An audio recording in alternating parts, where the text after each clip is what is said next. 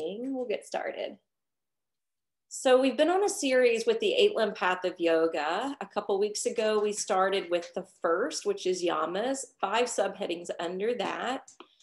And the second week, we focused on niyamas with 5 subheadings under that. And both of those two are really and truly the roots of yoga. In ancient times, when it was just one teacher per student, you know, and it was being handed down orally, they wanted the students to know the yamas and the niyamas and to put these ethics into practice before they were even taught how to sit for meditation.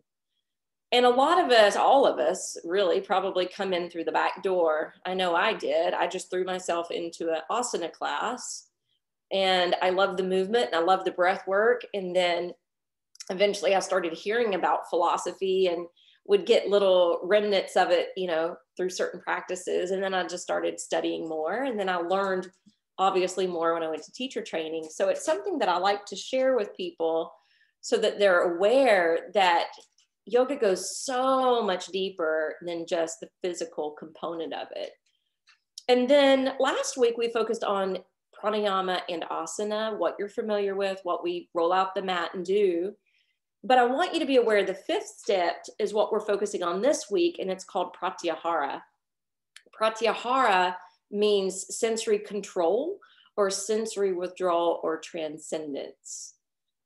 So our 5 senses are like energetic, I like to think of them as being like energetic tentacles that we can't see, but they're kind of gauging the world around us, and they're bringing in and retrieving information from our environment. And then it's helping us to process things through our sight, hearing, smelling, tasting, touch as well.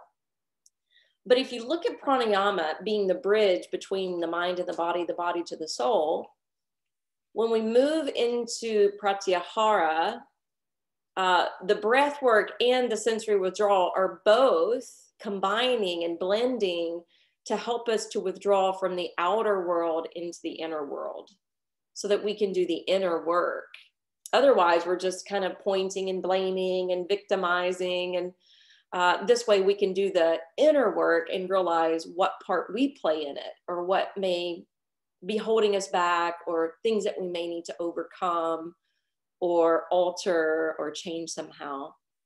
So when we go through the practice today, Yin is a great style of yoga for Pratyahara because we're folding a lot, we're closing our eyes, we're holding it in stillness, we're getting some quiet time to be with ourselves. And Pratyahara, the sensory withdrawal, is the perfect prelude then to meditation. So it's possible when you use your breath work well enough to move away from the external, that is going to start to take you towards that meditative journey within. And so that's our kind of goal for today, if you want to call it a goal. One of the poses that we're going to be focused on towards the end is tortoise pose. If you ever read up or Google Pratyahara, you know, the pose that is usually mentioned as the ideal pose for this theme today is tortoise.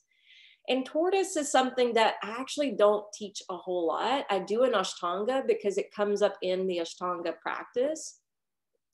But we're going to be doing it today, and there's 3 different versions of it. And we're going to try to practice all 3 of those. And we may or may not do snail. Snail is a yin pose. It's very similar to, well, it is the same really as deaf man's pose, but it's really advanced. And again, I don't teach this pose a lot because it's so advanced.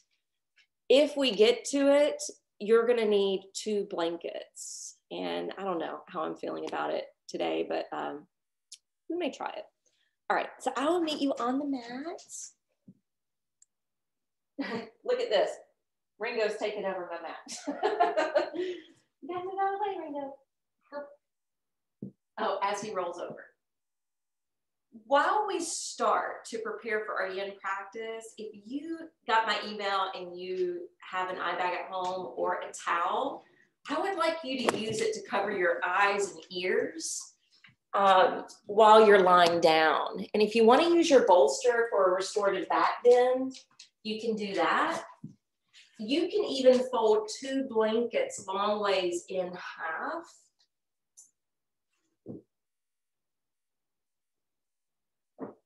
To stack on top and underneath your back. And then cover up your eyes, and we'll get started here in a restorative back bend.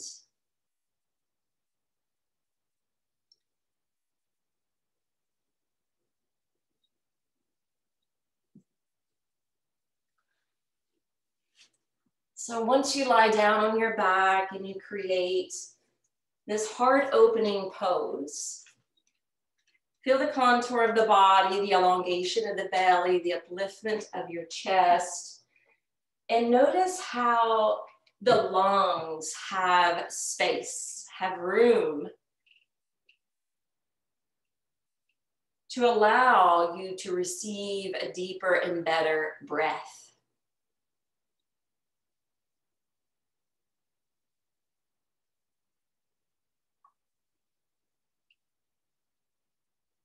And I love the eye bags resting on the brow because it not only helps to calm the vagus nerve, a major nerve that travels through the upper body that can help to calm us down, but it also shields the eyes and puts a little bit more weight on the eyes so we're less apt to open them. And if you're using a towel, it can provide the same service, at least of closing the eyes, keeping them shielded. And with the towel, you can actually wrap it over your ears. So it's a reminder to turn the senses inward.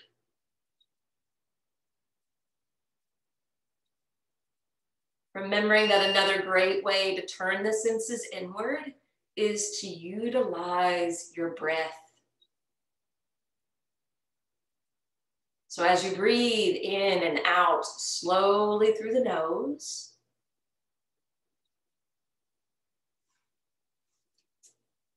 allow that breath to be an invitation to take you within.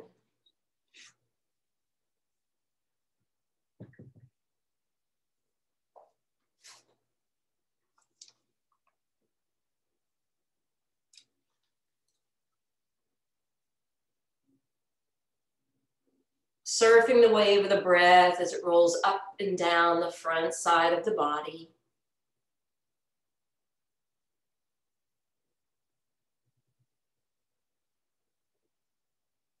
Replenishing your system, oxygenating your blood, and helping to disperse any thoughts.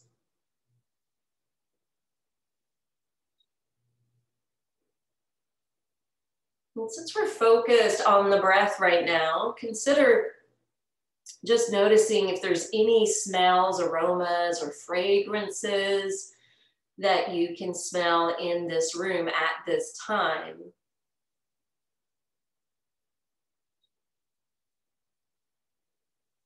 And if you're not getting a whiff of anything in particular, just still pay attention to your nose, under the tip of the nose, and feel the cool air entering and being drawn up through the bridge to the root of the nose before it cycles into your lungs. And as the exhalation gets expressed back out, notice the warm air traveling out of the nose and through the tip.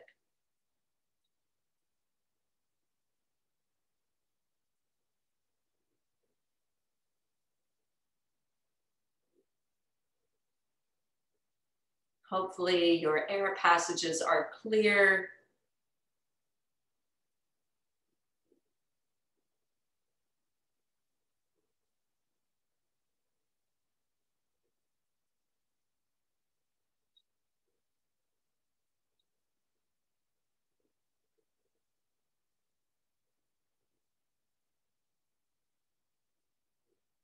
And then affirming mentally within, free in my heart, I choose to live without fear.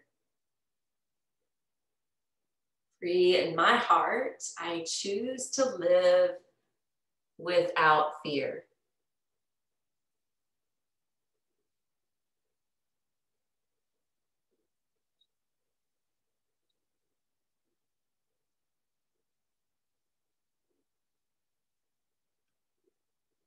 And go ahead and bend your knees.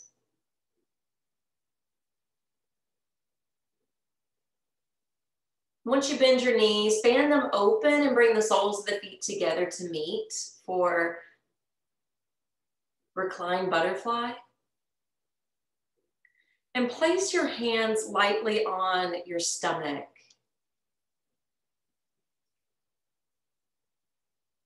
And start to notice through the sensation of your touch, where your hands meet your belly,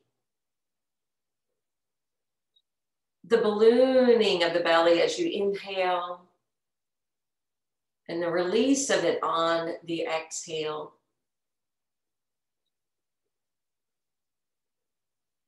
Maybe feeling the clothing that's wrapped over your skin, the sticky mat under your feet,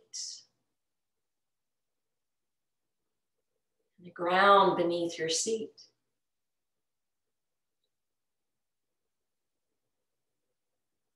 And through the sensation of touch, we've been focusing on the external, now focus on the internal.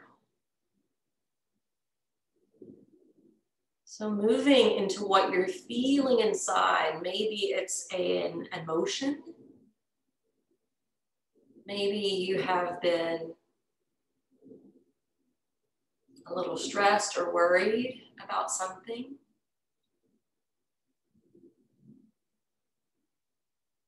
Maybe it's not as prominent right now because you've been doing the breath work and you've been clearing some of it out.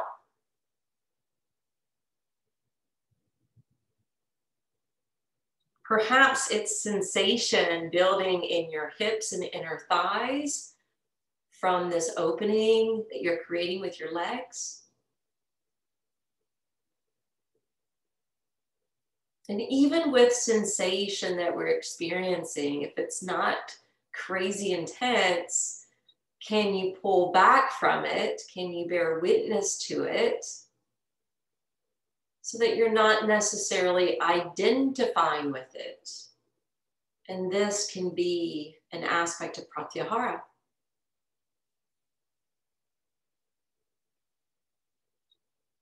On your next in-breath, let's bring the knees back up and together. Roll over and away to one side. And then come up to take a seat. And we're going to start off with half dragonfly. So with half dragonfly, let's start. I'm going to try to mirror you. Let's take the left leg out and pull the right heel in. If you're having difficulty or problems with this right hip or knee, you can place a blanket or block up underneath for padding. Otherwise, we'll stack to the fingertips. We'll inhale, accelerate the lengthening of the back. And then as we exhale, we're going to travel and crawl the hands forward. Now, you don't have to go especially far to feel this effect. In fact, if you are still sitting completely upright and lifting to the crown of your head, you are probably already starting to feel slight engagement through the inner thighs. Obviously, when you bow, it's going to take it deeper and it'll start to move into your hamstrings as well. Now, you can absolutely bring blocks or props underneath your arms or head if you want to make it more restorative. I think a few weeks ago, we did a restorative version with the chair.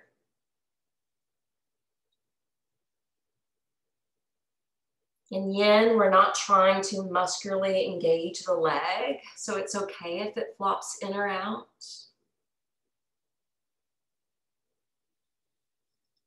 But whenever you find your edge of flexibility, close your eyes, because that will automatically start to take us towards Pratyahara just by shutting off our vision.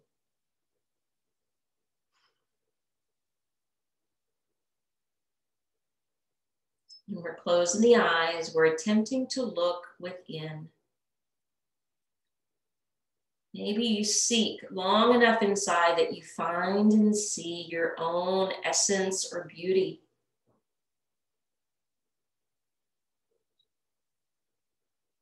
Maybe looking, listening, and feeling inside, you start to notice a new kind of problematic area that may be cropping up in your body, since life has this effect.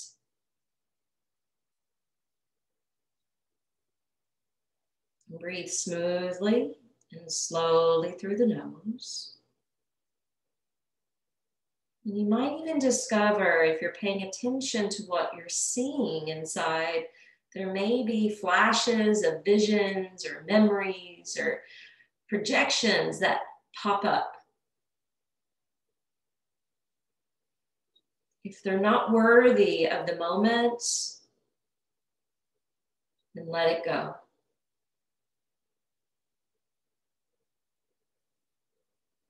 And to keep a concentrated gaze inside, you can continue to close the eyes, but gaze towards the third eye,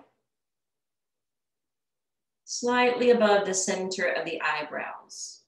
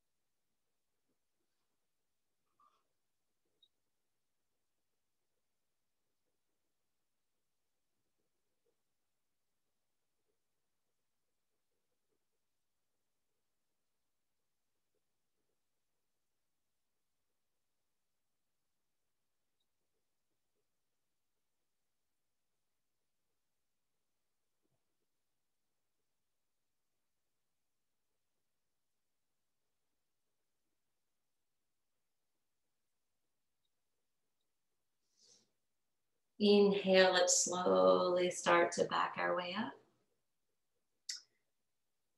And then we're gonna swap sides. So we'll take the other leg out and bring the other heel in. And what I failed to mention, which I think you guys would already know, if you don't quite get that pelvic tilt forward when you start to hinge, sitting on the edge of a pillow or blanket can be helpful. But once the right leg is out, stack to the fingertips, lift up energetically, and then exhale, move it forward and out. And you want to stay at the place where you feel that pull, that stuckness. Like I usually can go lower than this, but not today. Like I'm really feeling it here. And it was the same thing on the other side. And then eventually my body opened and I could go lower. So if that occurs, and that's what we're, that's why we're tuning in with Pratyahara. That's why we're tuning into what we're feeling internally versus what we're, touching or seeing externally. Because if that tension starts to dissolve, then the body's saying, all right, you release something. You can go a little lower. Try not to force it though. In fact, there are some days where the reverse happens and it gets more intense and it starts to block the breath and you may be a little irritable and you need to back out of it.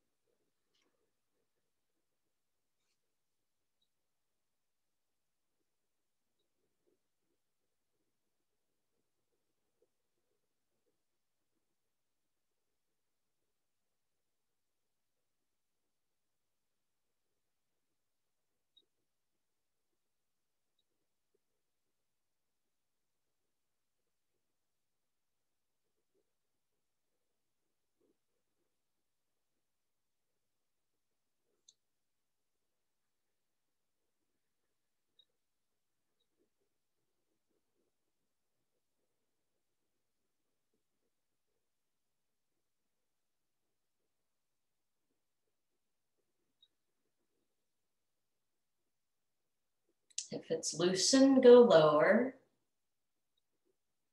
If it grew tighter, back away.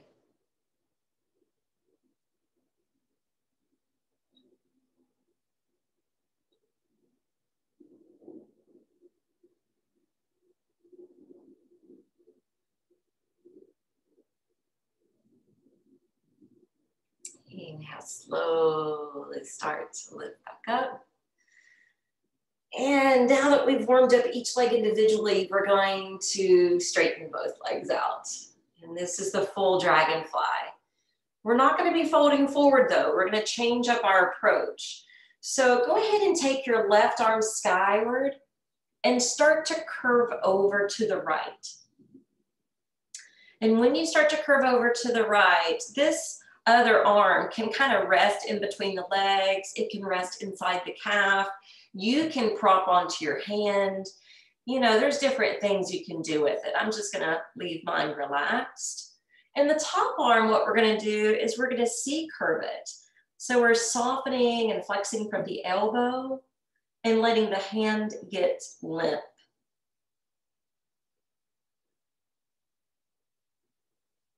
Close the eyes and breathe.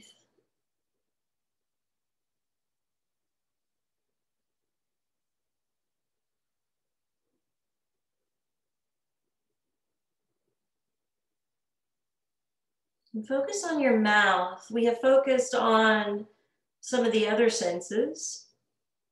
Notice if you have any taste or textures in your mouth. Maybe an aftertaste of coffee or the mint from the toothpaste. It may be bland, but just notice. Notice if your mouth is feeling pretty dry or moist. And then continue to notice the mouth. Is your tongue pushing up into the upper palate? If so, can you relax it down? Is there space between the rows of teeth?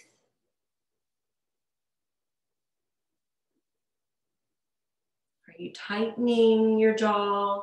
Does it feel locked? Is it possible to soften it?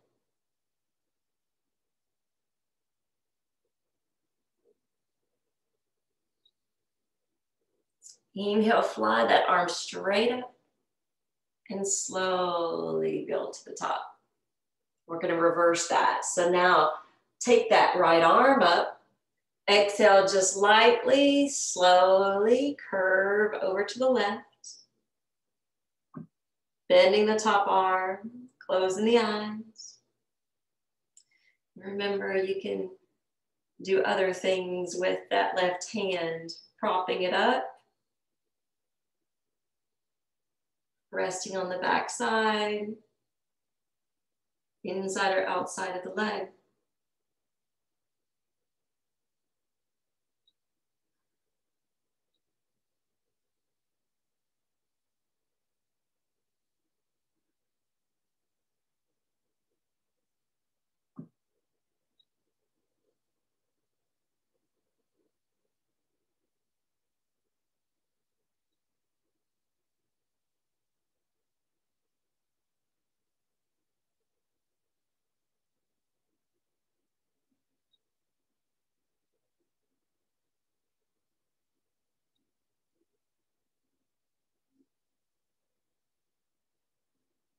Three more breaths.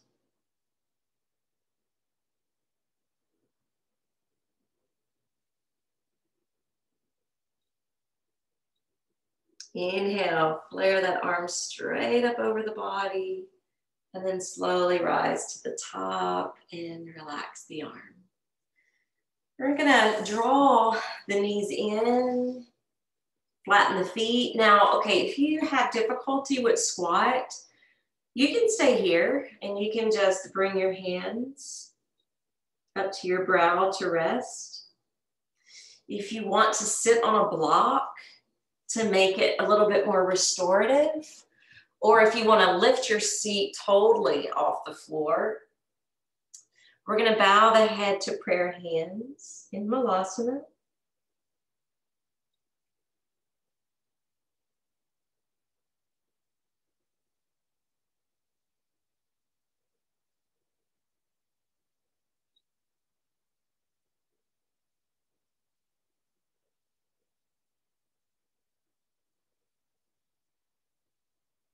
So doing Malasana this way is bringing in Pratyahara.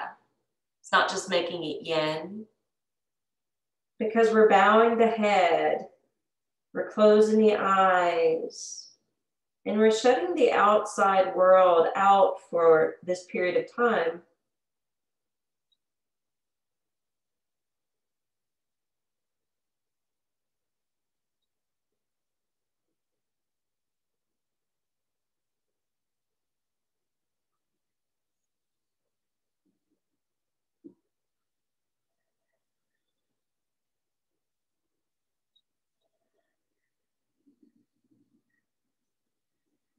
And taking the hands down to the floor or blocks, turn your heels back behind your toes, slowly straighten out your legs, and you're still folding in half. So it's like a wide stance, Uttanasana or dangling pose. Because it's yin, we're not pressurizing the feet, we're not locking in the knees. In fact, the knees can have a soft or generous bend. The upper body is going to hang like a rag doll. I would suggest maybe just turning your head slightly just to make sure it's not stiff.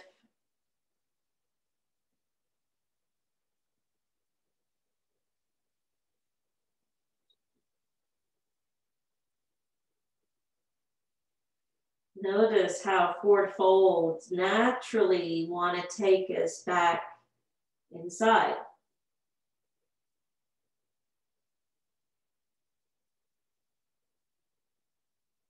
So retreat within your heart.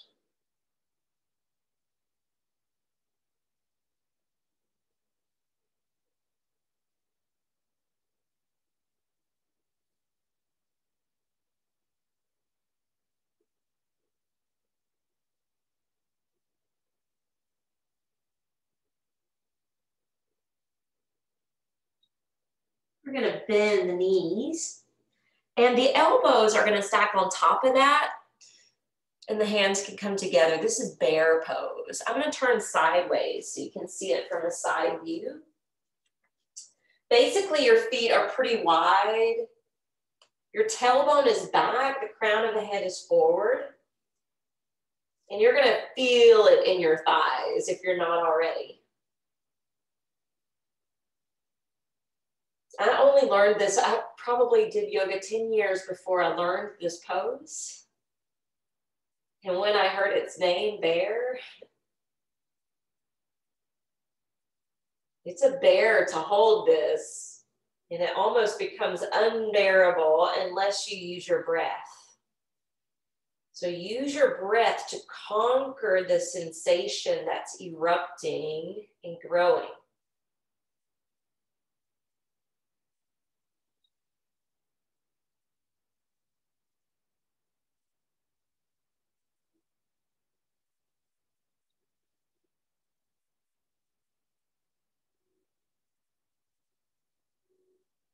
On your next inhale, we'll go ahead and slowly stand up. Ooh, that was a lot. Walk the feet together and towards the top of your mat if you're not there already. Ringo, honey, you're gonna have to move. Bring your hands to prayer position. And as you inhale, sweep the arms overhead and gaze up if it doesn't strain your neck, palms together.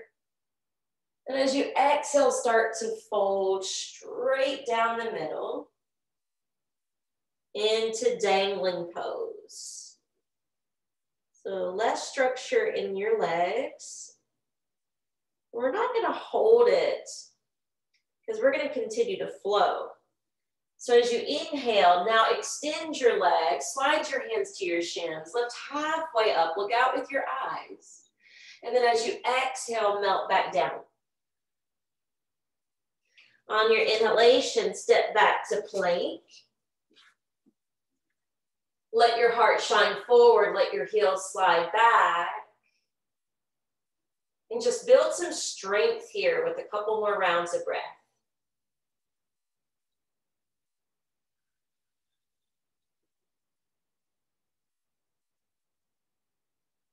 It's building arm strength, upper body strength, bone strength.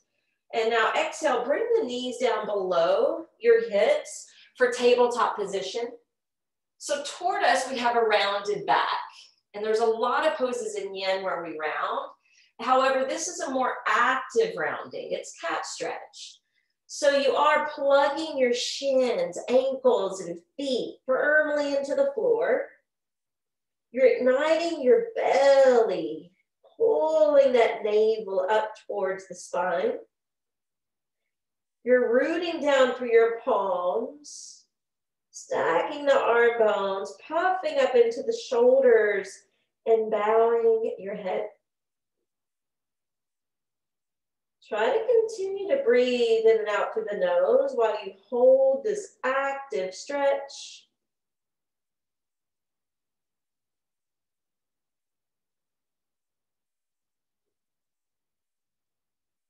And exhale, neutralize the back. We're gonna rock the hips forward and come down onto the belly, but we're not gonna stay on the belly unless you need Sphinx as an alternative.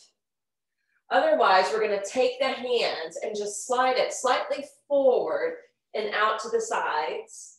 We're gonna prop onto straight arms. You're on your pubic bone, on your hip points, on your upper thighs, and the tops of the feet to seal. But again, this could be too much for your low back, so check in. It's meant to be healthy compression for the low back. So we're not engaging the glutes, and the feet can actually separate a little wider than hip width. But if you're feeling impingement or pain, come down to the Sphinx form or to prayer hands.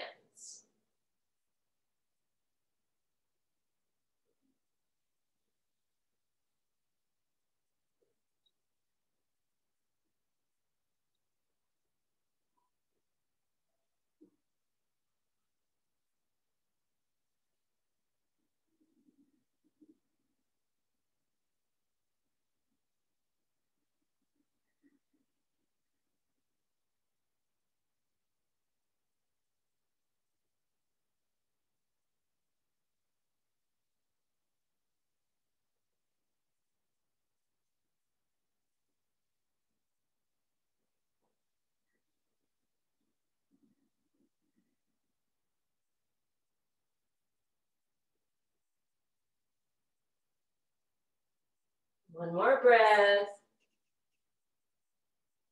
As you exhale, let's come down to the chest. Slide your hands up underneath your shoulders. Push up to all fours. And then exhale, keep your hands super glued to your mat. Rock the hips back towards your heels to extended child pose. Keep the elbows lifted and flying away from the floor.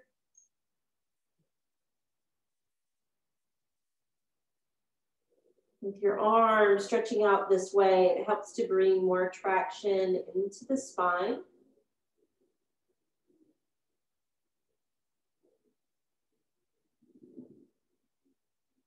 And affirm mentally to yourself, I now release and relax away from all outer involvements into my own inner haven of peace.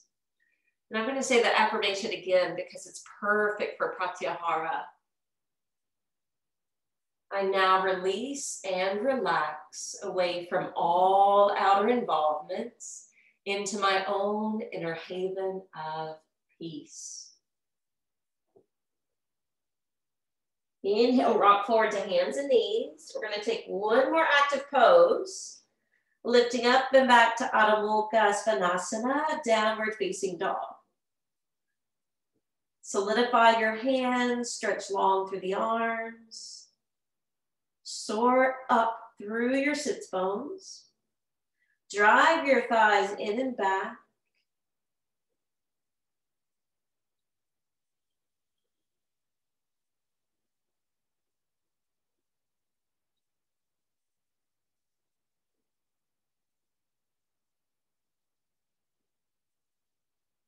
One last breath.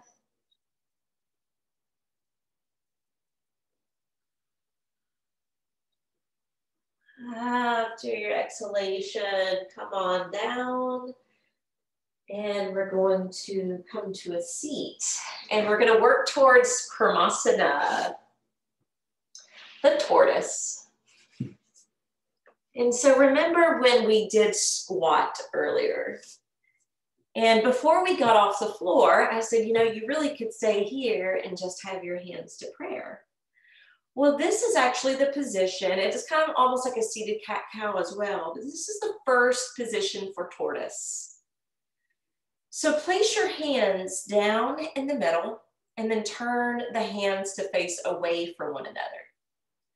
Lean to one side and then slide your hand underneath the knee. And do the same thing to the other side.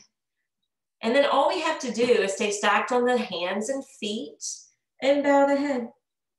This is the first stage of Karmasana.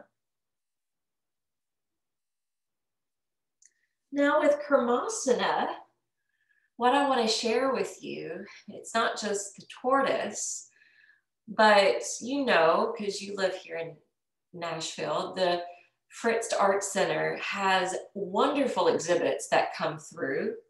And a number of years ago, they had one based on Vishnu, who's the Hindu god, kind of like the Greek Poseidon, because he holds a trident.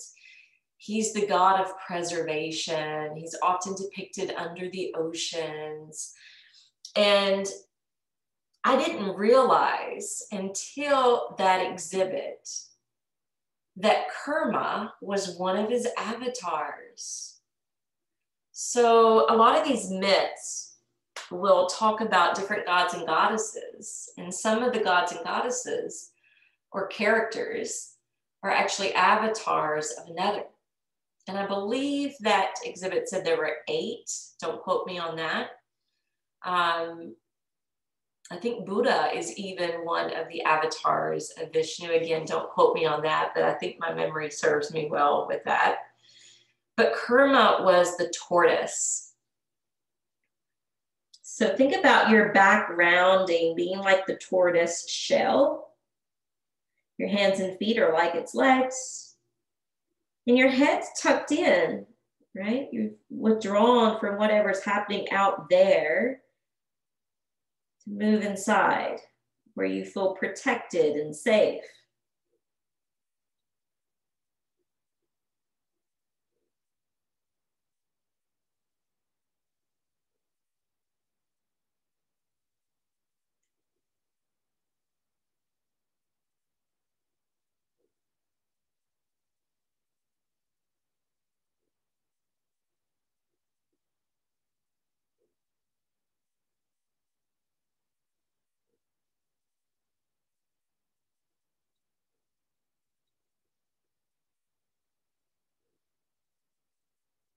Inhale. All we're going to do is poke our head out of the shell by lifting the head up. When I used to teach Moonchild Yoga, I would try to, teach different things with culture as well. And we would pop our head up and go, hola. And we'd bow our head in, we'd pop it up and say, konnichiwa. So I can't help but have that memory with this. If you flex your feet and lift your toes, the second phase of Karmasana is just to slide the heels out, and then you bow your head back in. So instead of the toes touching the floor like they were in the first phase, I'm going to turn sideways to give you another view. They lift up, And then they slide out so that you're folding. Now, some people like to get the legs straight on top of the arms. There's really no need to do that. You don't have to go that far. Then I want you to kind of move back into your shell, considering the children's story about the tortoise and the hare. And how the rabbit was fast, but he knew he was going to win that race, and he kept getting distracted. I think he even took a nap because he was so far ahead of the tortoise. But the tortoise actually won the race by staying slow and steady. So take slow, steady breaths.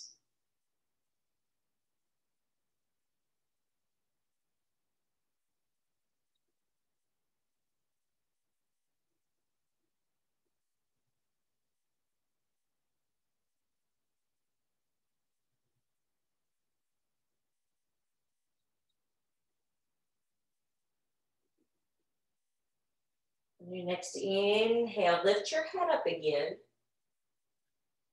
And I'll give you the visual of the third phase, and then I'll give you an alternative because I know this probably won't work for everyone.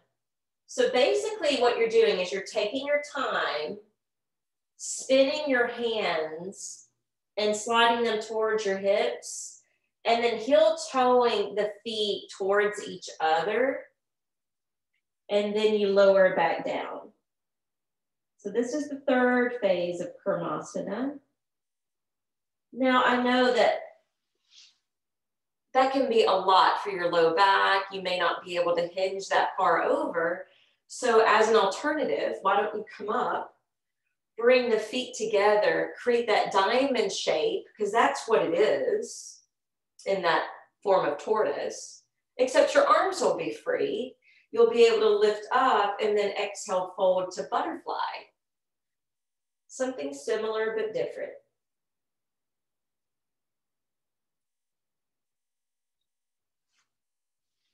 So even this third phase of tortoise that I shared with you, it's not even the full expression.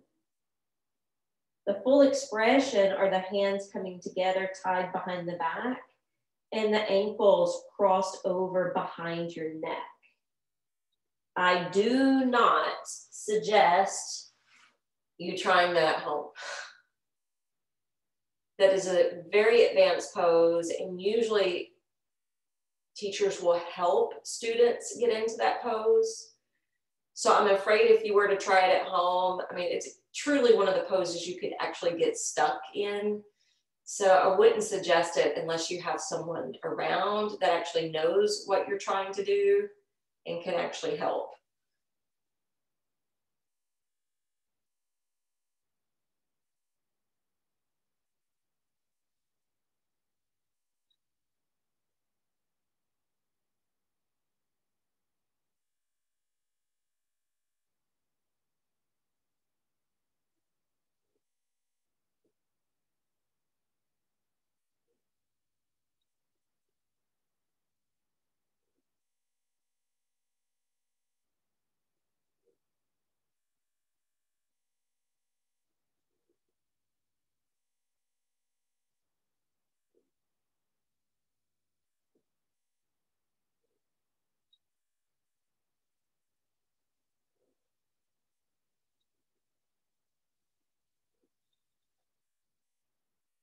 And let's inhale, slowly start to back away.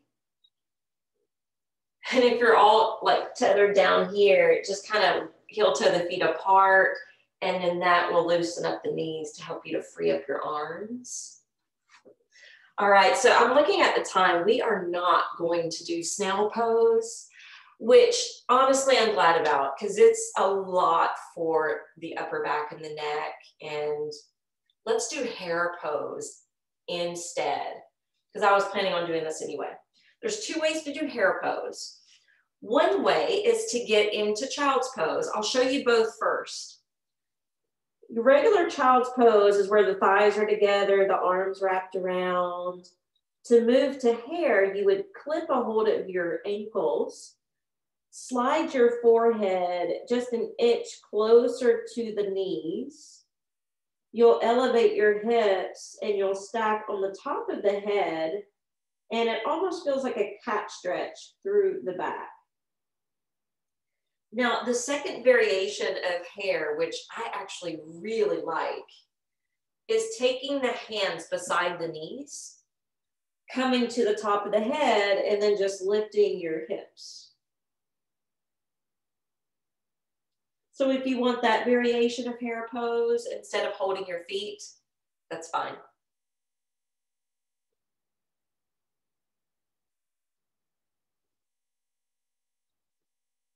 This is our final inversion.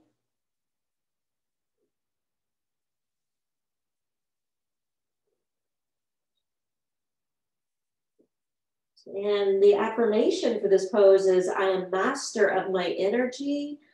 I am master of myself. This is another good one for Pratyahara, where we're trying to master the senses.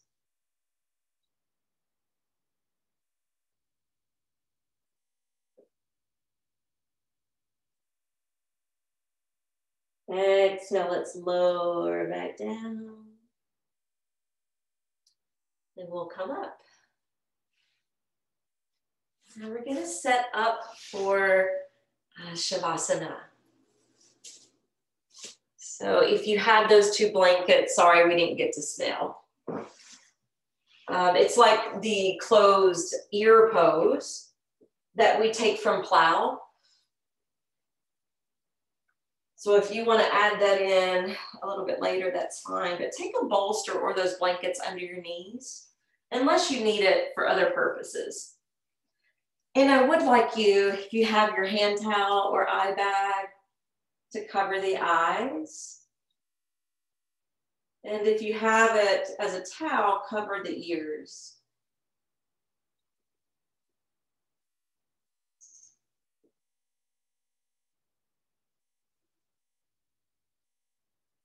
Once you settle in, your hands can rest on or off the body.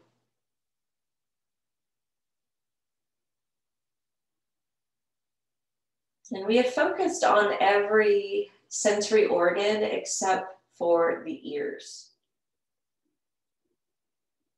And I was saving that for last.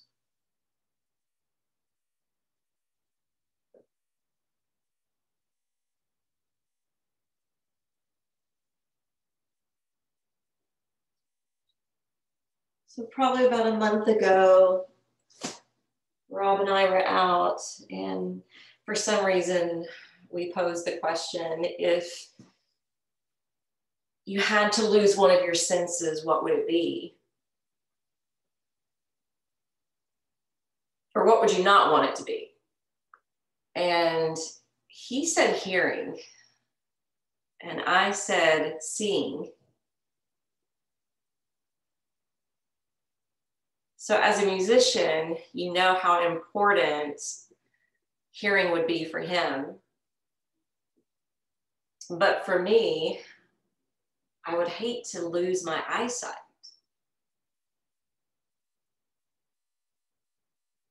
But focusing on hearing, that is a sense that gets heightened if you were to be blinded.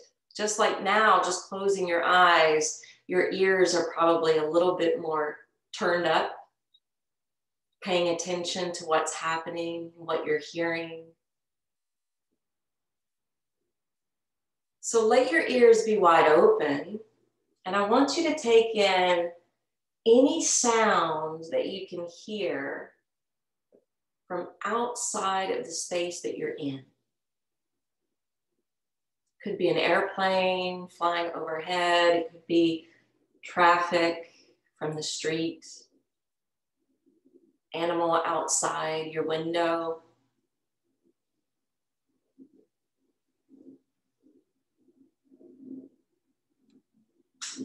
And then once you take in the outer sounds, bring it closer. What are you hearing inside of your home or office?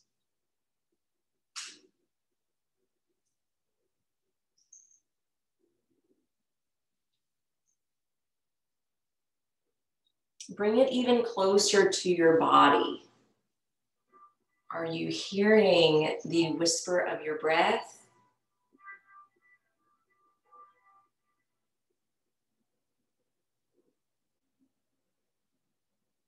Maybe some gurgling in your stomach, or even a slight hum or ringing in your ear.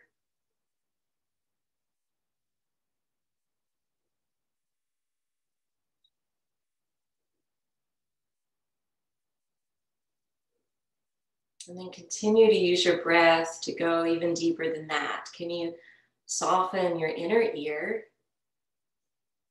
and maybe tune in to hear your inner voice or guidance?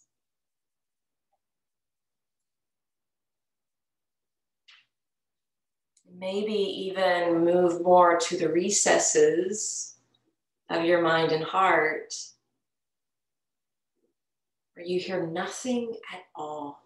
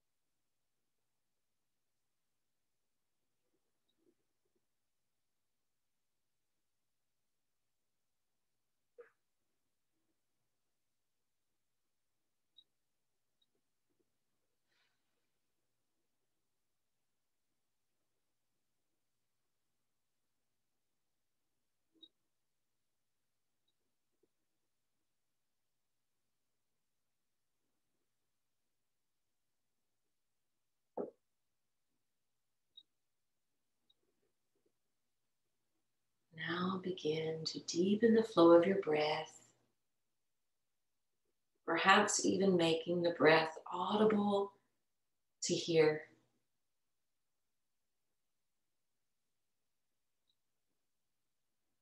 Once you enliven the breath, begin to create some mindful movement, maybe just in the extremities at first.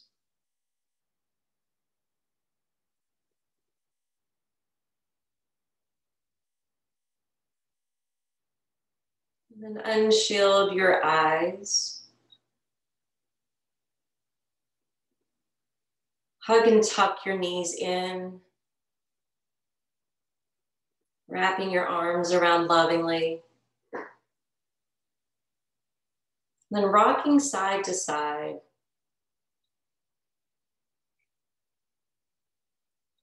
And once you roll to your favorite side, you can come up to take a seat.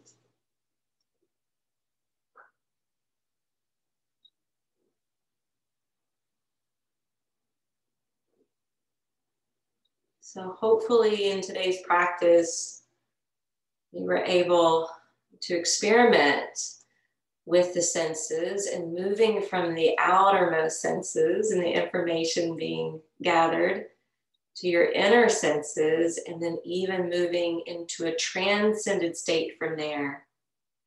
And that is where we're going with meditation. So next week, now that we've been working on this series, we'll move into the final 3 stages. We'll try to put those together because it's concentration, meditation, and samadhi. And we'll discuss that more at that time. Bring your hands down to Anjali Mudra, prayer position at your heart. Being grateful for the 5 senses and what they offer, but being more grateful for the 6th sense, our intuition, our innate knowing. That is like our inner GPS system.